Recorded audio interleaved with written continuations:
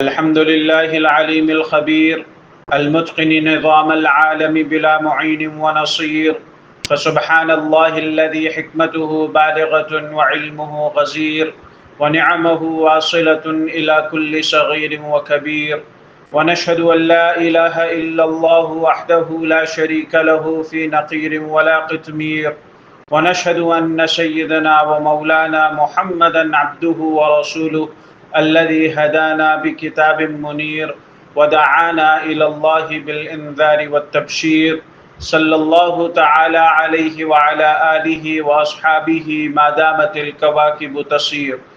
أما بعد، فقد قال الله تبارك وتعالى في القرآن المجيد: أعوذ بالله من الشيطان الرجيم، بسم الله الرحمن الرحيم. الذين إن مكناهم في الأرض أقاموا الصلاة وآتوا الزكاة وأمروا بالمعروف ونهوا عن المنكر ولله عاقبة الأمور. صدق اللہ العظیم. حضرت عمر بن مرہ رضی اللہ عنہ سے روایت ہے کہ انہوں نے معاویہ رضی اللہ عنہ سے کہا، میں نے رسول اللہ صلی اللہ علیہ وسلم کو فرماتے سنا ہے کہ جو بھی حاکم حاجت مندوں، محتاجوں اور مسکینوں کے لیے اپنے دروازے بند رکھتا ہے تو اللہ تعالیٰ بھی اس کی ضرورت، حاجت اور مسکنت کے لیے اپنے دروازے بند رکھتا ہے۔ جب معاویہ رضی اللہ عنہ نے یہ سنا تو لوگوں کی ضرورت کے لیے ایک آدمی مقرر کر دیا۔ اللہ تعالیٰ نے سورہ حج کی 41ویں آیت میں ارشاد فرمایا کہ وہ لوگ کہ اگر ہم انہیں زمین میں اقتدار دیں تو وہ نماز قائم کریں اور زکوٰۃ ادا کریں اور بھلائی کا حکم دیں اور برائی سے روکیں، اور تمام کاموں کا انجام اللہ ہی کے اختیار میں ہے۔ اس ارشاد باری تعالی میں اسلامی مملکت کے 4 بنیادی اصول ذکر کیے گئے کہ اس کے نافذ ہونے کے بعد باقی تقاضے سامنے آتے ہیں۔ دراصل اسلامی مملکت سے مراد کسی زمین کا وہ حصہ ہے جہاں اسلامی قوانین نافذ ہوں اور مسلمان ان قوانین کے تحت زندگی بسر کرتے ہوں۔ اہل حکومت کو اختیار صرف اسلامی قوانین نافذ کرنے کا ہو، ایسی اسلامی مملکت صرف حکومت یا ملک ہی نہیں ہوتی بلکہ اللہ تعالیٰ کی نیابت اور خلافت بھی ہوتی ہے، اس لیے کہ قانون تو صرف وہاں اللہ ہی کا ہوگا، دوسرے الفاظ میں اقتدار اللہ تعالیٰ کا ہوگا اور انسان کا کام صرف اللہ تعالیٰ کے احکامات کو نافذ کرنا ہے۔ اس سے یہ بات بخوبی واضح ہو جاتی ہے کہ انسان اللہ کا خلیفہ کیسے ہے۔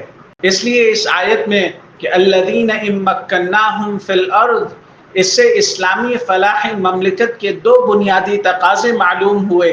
فرمایا کہ اگر ہم ان لوگوں کو اقتدار دیں زمین میں، لہٰذا اقتدار اعلیٰ تو اللہ تعالیٰ کے لیے ہوا، اور دوسرا بنیادی تقاضا یہ معلوم ہوا کہ انسان اللہ تعالیٰ کا نائب ہے احکام کو نافذ کرنے میں۔ پھر اس اسلامی مملکت کا تقاضا یہ ہے کہ عبادات بدنیہ اور عبادات مالیہ، حقوق اللہ اور حقوق العباد کی ادائیگی کو یقینی بنانے کے لیے شرعی قوانین کا نفاذ کیا جائے۔ اسلامی تجارت اور کاروباری امور کے لیے اسلام میں تفصیلی قانون موجود ہیں۔ زمین اور دیگر جائیدادیں غیر منقولہ کی خرید و فروخت کے لیے مستقل ضابطے موجود ہیں۔ اگر مسلمان اقتدار ملنے کے باوجود اسلامی مملکت کے اس تقاضے کو پورا نہ کریں تو یقیناً اللہ کے ہاں جواب دہ ہوں گے۔ اسی طرح اسلامی فلاحی مملکت کے لیے یہ بھی ایک اہم تقاضا ہے کہ اسلامی مملکت کا دستور اور آئین کتاب و سنت کے نظام کے مطابق ہوں۔ اسلامی مملکت کوئی ایسا قانون نہیں بنا سکتی جو کتاب و سنت کے احکام کے خلاف ہو، نہ وہ شریعت کا کوئی حکم منسوخ کر سکتی ہے اور نہ کسی حکم میں کمی بیشی کرنے کی جرات کر سکتی ہے۔ اسلامی فلاحی مملکت کا ایک اور اہم تقاضا یہ ہے کہ مملکت کے ہر شہری کے حقوق کی حفاظت اور ان کی نگہداشت مملکت کے ذمے ہیں۔ ان کے حقوق میں عزت اور آبرو اور جان و مال کی حفاظت بنیادی تقاضا ہے۔ ذمہ داران مملکت کا یہ بھی فرض ہے کہ وہ خود بھی بنیادی حقوق سلب نہ کریں اور نہ کوئی دوسرا ان حقوق کو سلب کرے۔ اگر حقوق کی پامالی ہو تو اس کے لیے سخت سزائیں دی جائیں تاکہ شہری زندگی میں امن اور سکون قائم کیا جا سکے۔ اسلامی فلاحی مملکت کا ایک اور اہم تقاضا سورہ انفال کی آیت نمبر 60 میں موجود ہے، جس میں مسلمانوں کو اپنی حفاظت کے لیے اتنی تیاری کا حکم دیا گیا کہ بیرونی دشمن اسلامی مملکت کی طرف آنکھ اٹھا کر دیکھنے کی بھی جرت نہ کرے، اور اس دفاعی نظام کو مضبوط ترین بنانے کے لیے عمدہ فوجی تربیت اور طاقتور جدید اسلحے کی فراہمی کا انتظام کرنا بھی اسلامی مملکت کے تقاضے میں شامل ہے۔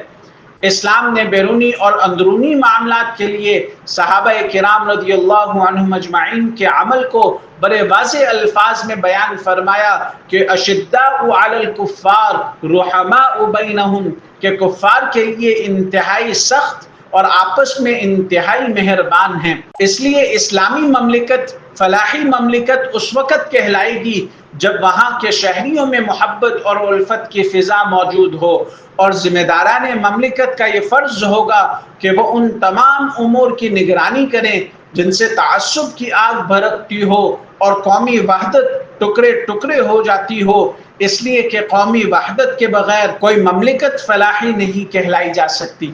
جب قومی وحدت موجود ہو تو امن اور سکون ہوگا، اور پھر مملکت میں معاشی اصلاح کی کوششیں کامیاب ہوں گی، ملک خود کفیل ہوگا، اور دوسرے ممالک اسلامی مملکت کی کمزور معیشت کو دیکھ کر اصولوں کی سودا بازی پر مجبور نہیں کر سکیں گے۔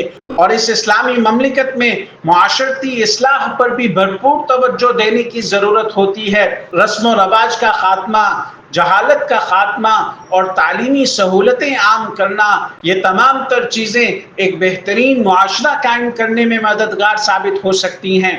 اسلامی تعلیمات میں اسلامی فلاحی مملکت کا ایک یہ تقاضا بھی واضح کیا گیا کہ سرکاری عہدوں پر ان لوگوں کو مقرر کیا جائے جو اس عہدے کے اہل ہوں، امانت اور دیانت کے اصولوں پر پورے اترتے ہوں، ورنہ یہی نااہل افراد اسلامی مملکت کو فلاحی مملکت نہیں بننے دیں گے۔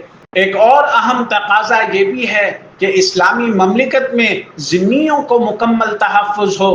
ذمی اس غیر مسلم کو کہتے ہیں جو اسلامی مملکت میں باقاعدہ قوانین پر عمل کرتے ہوئے مملکت کے حقوق ادا کر رہا ہو، اور آج کل کی اصطلاح میں انہیں اقلیت کہتے ہیں۔ ان کے حقوق کی حفاظت کرنا، ان کی عبادت گاہوں کی حفاظت کرنا اور ان کے جان اور مال کی حفاظت کرنا، یہ اسلامی مملکت کی ذمہ داریوں میں شامل ہے۔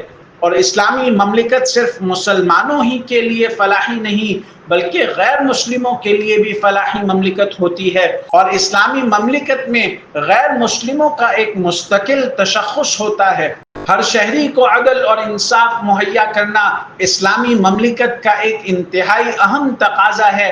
اس کے بغیر کسی بھی ملک میں فلاح و بہبود کا تصور بھی نہیں کیا جا سکتا۔ عدل اور انصاف قائم کرنے میں وحدت انسانیت اور احترام آدمیت پر نظر رکھی جاتی ہے۔ قانونی مساوات کے ذریعے امیر اور غریب، خاص اور عام کا کوئی امتیاز نہیں رہتا۔ حکومت کا محاسبہ ہوتا ہے۔ عدلیہ اتنی آزاد ہو کہ جیسے خلافت راشدہ کے دور میں خلیفہ وقت کو بھی عدالت میں جواب دینا پڑتا تھا۔ عوام کی بنیادی ضروریات کی کفالت بھی فلاحی مملکت کا ایک تقاضا ہے، جن کے لیے پہلے زکوٰۃ اور دیگر مالی واجبات کی ادائیگی کو یقینی بنایا جائے، پھر اس کو بیت المال کے ذریعے مؤثر طریقے سے خرچ کیا جائے، ضعیف، معذور، اپاہج اور برے افراد کے وظائف مقرر کر دیے جائیں، عوام کے لیے رفاہ عامہ کے کام جیسے ہاسپٹلز بنانا، سڑکیں بنانا، پل تعمیر کرنا، ذرائع مواصلات کو جدید دور کے تقاضوں کے مطابق بنانا، جب ان تقاضوں کو پورا کر دیا جائے تو یقیناً اسلامی فلاحی مملکت کے نتائج اور ثمرات پوری دنیا کے لیے قابل تقلید نمونہ بن جائیں گے۔ اللہ جل شانہ ہم سب کو صحیح سمجھ عطا فرمائے اور اس پر عمل کی توفیق عطا فرمائے۔ وآخر دعوانا ان الحمد للہ رب العالمین۔